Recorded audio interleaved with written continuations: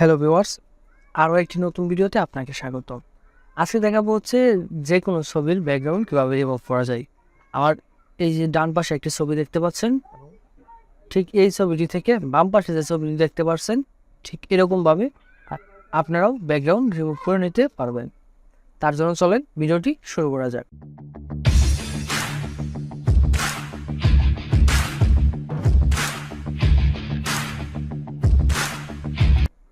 প্রথমেই যে কোনো একটি ব্রাউজার ওপেন করে নেবেন, দেন এখানে গিয়ে সার্চ করবেন হচ্ছে 𝗙cie_adobe.com, 𝗙cie_adobe.com লেখার পর এন্টারে ক্লিক করলাম এবং যখন এটা সার্চ করবো গুগলে ঠিক এরকম একটা ইন্টারফেস আসবে এবং ফার্স্টে দেখতে পাচ্ছেন Adobe www.adobe.com express free online photo and design tools Adobe express. এখানে ক্লিক করব।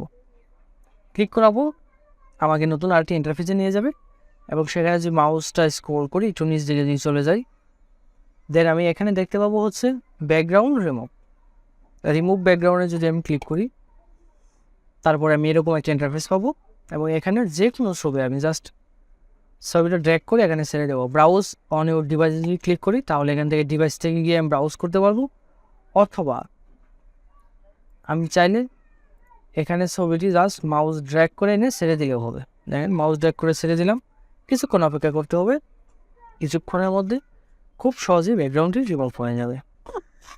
দেখেন খুব সহজেই ব্যাকগ্রাউন্ডটি রিমুভ হয়েছে একদম নিখুঁতভাবে। একটু যদি এখন চাইলে এখান থেকে ডাউনলোড করে নিতে পারবেন।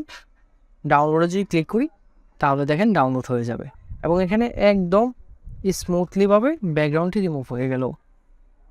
তো এই ছিল আজকের মতো ভিডিওটি। কেমন লাগলো অবশ্যই কমেন্ট করে জানাতে বলবেন না।